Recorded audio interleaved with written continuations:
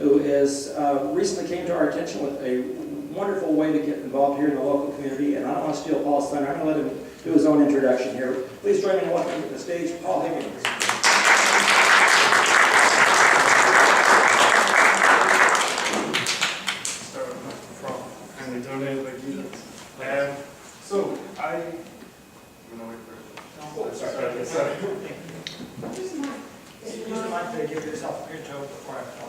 So I am an astrophysicist, and I moved here a year ago with my wife, and we're now living in Redwood City.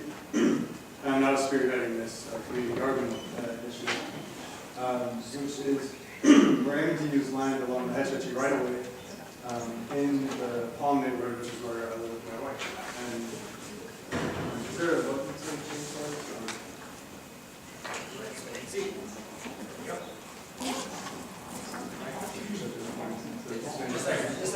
Okay.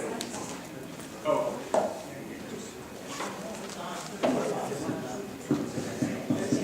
It's not very fast.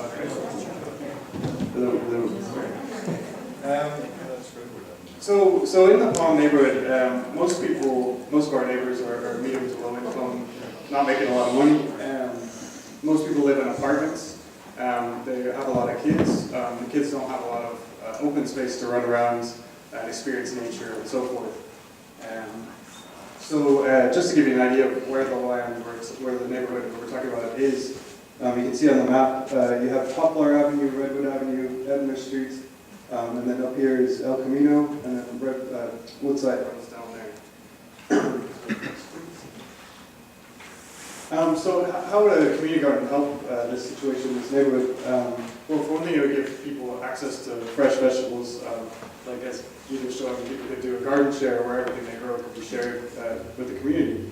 Another thing is that it promotes environmental education. Kids can go in there and get their hands dirty and learn about how plants grow. You could do school programs and so forth. Hawes Elementary School is about 3 blocks away from the garden area, so they could be heavily involved in it. Another thing is that it would improve the environment. We're looking at how native plants could be incorporated and you could attract more native wildlife to the area. And also it would provide an open space where you could hold events and get neighbors to know each other more, and it makes it a more safe environment. I know a number of years ago this neighborhood, there was some violent crime that went on, and now it's been pretty good. But this would help facilitate that and get people to know each other more. So this is basically the plan that we've come up with, sort of a draft plan of how the garden would look. You basically have 3 main areas. You have around the outside border would be native plants, and a restoration area where we would have native flowers, sages, drought-tolerant things to attract bees and whatnot.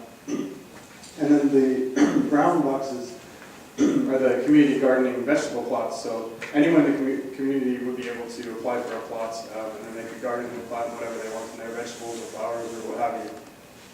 And the last part would be over on the far side, would be an area for educational purposes. So schools could come in and use a part of the garden to teach kids in the garden, hands-on.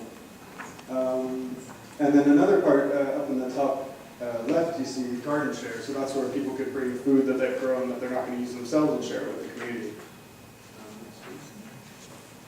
So where are we now in the project? Right now, we're putting together a very complicated proposal application process to the San Francisco Water Utilities. The design of the garden is being finalized right now. We're looking for feedback from the community to help us with this. And we're also trying to spread the word to the neighbors and make sure that no one has concerns about the project. Because if they do, we'd like to talk to them, make sure we can alleviate those concerns. Because other similar projects have run into problems like that, where the project's been pretty much stopped because of neighbor complaints. Also, there is costs associated with the application process, and of course getting materials and whatnot to build the thing once it's accepted. So we're looking at how to get funding for the project. So last slide. So how can you guys help with this project if you're interested? For one thing, you can join our Google group where we could have a discussion and talk it out and see, spread the word to the community, get people more involved in planning this thing. We really want your ideas and feedback. Also, it'd be great if you could spread the word about us to any groups that you think might be interested in the project. Pledging support would be really handy if people have equipment and time they could give later on once the project's approved. We could, bring that to various funding bodies and say, okay, we have all these people with all this stuff that they're going to help us later on.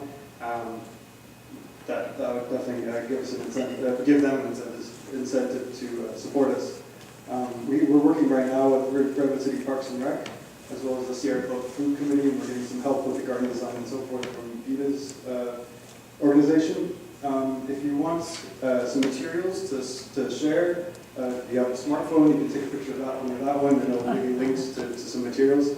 We are going to have questions at the end because we're quite pushed for time. So I'll wait around at the back, and I'm happy to talk to anybody about the projects. If you want to just email us directly, you can email info@redwoodgardens.org. And finally, we're going to pass around.